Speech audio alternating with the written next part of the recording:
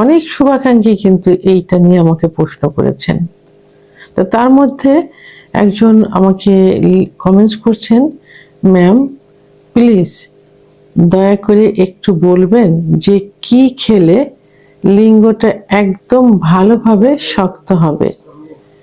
Ma'am please এটা নিয়ে একটি ভিডিও বানান প্লিজ ম্যাম। দেশের এবং প্রবাসের ভাই বোনদের প্রতি সালাম। আসসালামু আলাইকুম। আমি প্রভাষক ডাক্তার রিক্তা পারভিন, হোমিওপ্যাথি এবং আয়ুর্বেদিক চিকিৎসক। আজকে খুব গুরুত্বপূর্ণ একটা বিষয় নিয়ে আলোচনা করব। যে কমেন্টসটা কিছুদিন হলো খুব বেশি আসছে, খুবই বেশি, শুধু ফোনের মাধ্যমে না, অনেকে সরাসরি চেম্বারে এসেও বলে, অর্থাৎ বিষয়টি নিয়ে বারবার আমাকে রিকোয়েস্ট করছেন একটা ভিডিও তৈরি করার জন্য। এটা শুধু একজন শুভাকাঙ্ক্ষী করেননি, অনেক কমেন্টস, অনেক চিকিৎসার জন্য ফোন এবং সরাসরি চেম্বারে এসেও তাদের মুখে তাদের ভাষা একটাই, কিভাবে লিঙ্গ শক্ত করব। বিষয়টা এমন মনে হয় যে লিঙ্গটা ইচ্ছা করে হয়তো নরম হয়ে গেছে, অথবা কেউ নরম করে দিছে যে সেটা এখন শক্ত করে দিতে হবে। আসলে বিষয়টা অনেকেরই জানা থাকে না, অনেকেরই। তো এই জন্য হয়তো এইভাবে কমেন্টসটা করে। তো আমি ভাবলাম যে এটা এমনভাবে তাদেরকে বুঝিয়ে দেওয়া হবে, অন্তত যারা ভিডিওটা দেখবেন তারা বুঝতে পারবেন যে লিঙ্গ এমনিতেই নরম হয় না। নরম হওয়ার পিছনে বিভিন্ন কারণ রয়েছে। যেমন লিঙ্গ, বিশেষ লিঙ্গ যেটা নিয়ে কথা, সেটা হলো যে লিঙ্গটার ভিতরে কিন্তু কোনো হাড় নেই বা কোনো বোন নেই, আছে শুধু মাংস এবং রক্তনালী। এই রক্তনালীর ভিতর দিয়ে যত রক্ত চলাচল করবে বা যত রক্ত সঞ্চালিত হবে, তত লিঙ্গ বড় হবে, মোটা হবে এবং শক্ত হবে। তো এই শিরার ভিতর দিয়ে যখনই রক্ত সঞ্চালনে বাধাগ্রস্ত হবে বা কম হবে, তখনই লিঙ্গ নরম হয়ে যায়। এটাকে কি বলে?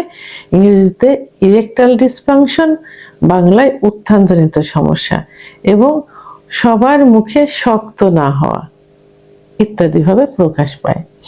তো এখন লিঙ্গ শক্ত না হওয়ার পিছনে প্রধান যে কারণটা থাকে, সেই কারণটা হলো, মানে সবাই যেটা মনে করে, সবার একটাই ধারণা যে হস্তমৈথুন করার কারণে লিঙ্গ নরম হয়ে গেছে। এটা আসলে যুক্তিসঙ্গত, কারণ হস্তমৈথুন করার কারণে, এবং এই হস্তমৈথুনটা যখন দীর্ঘদিন করা হয় এবং যখন নেশায় পরিণত হয়ে যায়, তখন লিঙ্গের মধ্যে যে শিরাগুলো থাকে, এই শিরাগুলো প্রসারিত থাকে না, আস্তে আস্তে সংকুচিত হয়ে যায় বা চিকন হয়ে যায়। এবং বিছানায় ঘর্ষণ দিয়ে বীর্যপাত করলে লিঙ্গের গোড়ায় যে অসংখ্য শিরা থাকে, শিরাগুলো অনেক সময় লুজ হয়ে যায়, অনেক সময় চিড়ে যায়। আবার সমকামিতা করলে, অতিরিক্ত স্বপ্নদোষ হলে, অতিরিক্ত যৌন মিলন হলে এই শিরাগুলো সংকুচিত হয়ে যায়, তখন রক্ত চলাচলে বাধাগ্রস্ত হয়, যে কারণে লিঙ্গ শক্ত থাকে না, অর্থাৎ নরম হয়ে যায়, অর্থাৎ উত্থানজনিত সমস্যায় পরিণত হয়। এবং এটা লোকের কথা এবং সবারই এইগুলো জানে, কিন্তু এর বাইরেও সমস্যা রয়েছে। সে সমস্যাগুলো হলো সাইকোলজিক্যাল যে সমস্যা, মানসিক কিছু সমস্যা থাকে, একটা ভ্রান্ত একটা ধারণা নিয়ে থাকে, এই ধারণা থেকে বেরিয়ে আসতে হবে। এই সাইকোলজিক্যাল প্রবলেমের কারণেও কিন্তু উত্থানজনিত সমস্যা হয়। এবং অনেকে যে স্ট্রোক করে বেডে থাকে, অনেকে স্ট্রোক সেরে যায়। তো এই স্ট্রোকের কারণে বা কোমরে যদি কোনো সমস্যা থাকে, তাহলেও কিন্তু লিঙ্গ শক্ত হয় না বা উত্থানজনিত সমস্যায় পরিণত হয়, অর্থাৎ ইরেকটাল ডিসফাংশন। তো আমি বারবার শক্ত না হওয়া বলছি এই কারণেই যে সবার মুখের ভাষা একটাই, সে শক্ত কেন হয় না। আবার অনেকের সময় দেখা যায় যে নিউরোলজিক্যাল কিছু প্রবলেম থাকে, সেই কারণেও কিন্তু উত্থানজনিত সমস্যা হয়ে যায়। আবার আন্ডারস্ট্যান্ডিং এর অভাব থাকে, অর্থাৎ স্বামী স্ত্রী পার্টনারের মাঝে অনেক সময় ভালোবাসার সম্পর্কটা খুব কমে যায়, আন্ডারস্ট্যান্ডিং সঠিকভাবে হয় না। ভালোবাসার বহিঃপ্রকাশ কিন্তু যৌন মিলন। সেই ভালোবাসাটা যখন ক্ষীণ হয়ে যায় এবং মজবুত থাকে না, তখন কিন্তু যৌন মিলনে সুখ আসে না, ইচ্ছা হয় না। ইচ্ছা যদি না হয় তাহলে উত্থান কি করে হবে? তাহলে মিস আন্ডারস্ট্যান্ডিংও কিন্তু শক্ত না হওয়ার পিছনে বা উত্থানজনিত সমস্যার প্রধান আরেকটা কারণ। আরেকটা কারণ হলো যে লিঙ্গের ভিতরে যে শিরাগুলো থাকে, এই শিরাগুলো অনেক সময় চর্বি জমে। চর্বি জমার কারণে ব্লাড সার্কুলেশন বাধাগ্রস্ত হয়, তখন উত্থানজনিত সমস্যা হয়।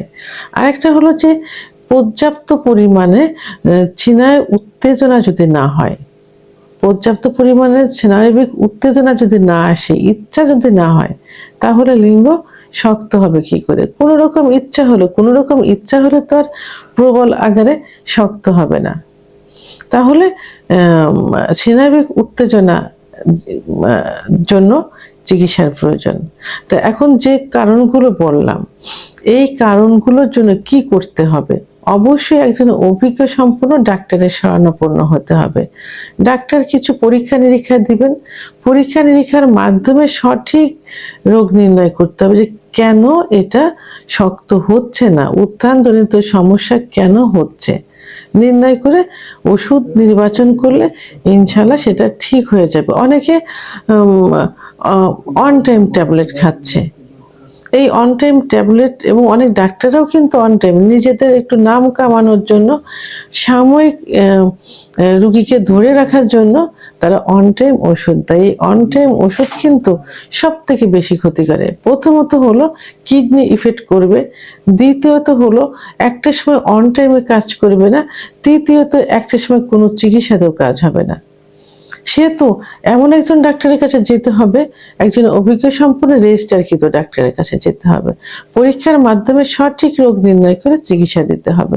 যদি কোনো রোগ ধরা না পড়ে, সেক্ষেত্রে অনেক সময় অনেক থেরাপি আছে, ফিজিওথেরাপি আছে, সেগুলো নেওয়া যেতে পারে। আবার কিছু খাবার, অনেকে যেটা বলছে যে কি খাবার খেলে, আসলে এখানে তো খাবারের কোনো বিষয় না, এটা তো একটা সমস্যা, এটা তো ব্লাড সার্কুলেশন একটা সমস্যা। খাবার খেলে কি ব্লাড সার্কুলেশন সঠিক হয়ে যাবে? তবে তার জন্য অবশ্যই ডাক্তারের শরণাপন্ন হতে হবে। পাশাপাশি কিছু খাবার, যেমন খাঁটি দুধ খেতে হবে, অনেক সময় দুধের মাখন খাওয়া যেতে পারে, এবং বীজ জাতীয় যে খাবারগুলো আছে, সেই বীজ জাতীয় খাবারগুলো যেমন কুমড়ার বীজ, এগুলো খেতে হবে। ঝিনুকের ভিতরের অংশ রান্না করেও খাওয়া যেতে পারে, কাঁচাও খাওয়া যেতে পারে। আর তরমুজ কিন্তু উত্থানজনিত সমস্যার জন্য খুব ভালো কাজ করে থাকে। ডিম, খেজুর, কাজু বাদাম, মধু, ঘি, অর্গানিক নারকেল তেল, এইগুলো খেতে হবে পাশাপাশি, চিকিৎসার পাশাপাশি। তবে অবশ্যই চিকিৎসার প্রয়োজন, চিকিৎসার বিকল্প কিছুই হতে পারে না। এরপর খাবারটা তো আসলে এটা নিত্যদিনের একটা রুটিন করে নেওয়া উচিত। খাবার খেলে শরীর মন, এই ন্যাচারাল যে খাবারগুলো, শুধু সেক্সুয়াল না, সব ক্ষেত্রেই কিন্তু ভালো থাকা যায়। এই জন্য খাবারের প্রাধান্যটা বেশি দিতে হবে, যে খাবারগুলো আমি বললাম। তো ভিডিওটি সম্পর্কে যদি কোনো মতামত থেকে থাকে, অবশ্যই কমেন্টের মাধ্যমে জানাবেন। আর ভিডিওটি ভালো লাগলে লাইক, কমেন্ট, সাবস্ক্রাইব করে আমার সঙ্গে থাকুন। আল্লাহ হাফেজ।